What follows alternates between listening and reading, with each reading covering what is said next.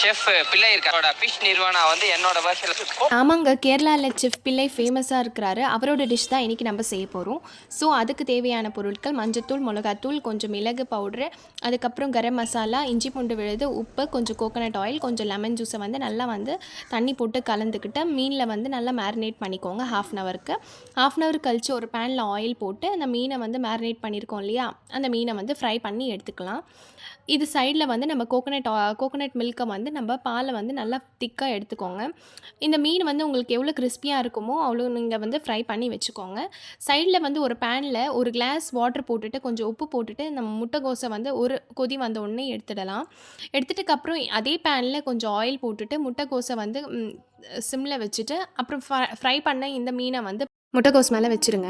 மீன் வச்ச உடனே வந்து நம்ம திக்காக எடுத்து வச்சோம் இல்லையா அந்த கோகோனட் மில்க்கு, அந்த மில்க்கையும் வந்து இதில் போட்டுக்கோங்க. கோகோனட் பால் போட்டதுக்கப்புறம் கொஞ்சோண்டு தேங்காய் எண்ணெய், அப்புறம் மிளகு, அதுக்கப்புறம் பச்சை மிளகாய், கருவேப்பிலை இதெல்லாம் போட்டுட்டு கொஞ்சம் ஒரு கொதி மூடி வச்சுருங்க. மூடி வச்சதுக்கப்புறம் கொஞ்சம் ஒரு கொதி வந்த உடனே ஆஃப் பண்ணிவிடுங்க. வீடியோ உங்களுக்கு பிடிச்சிருந்தா லைக் பண்ணுங்கள், ஷேர் பண்ணுங்கள், சப்ஸ்கிரைப் பண்ணுங்கள்.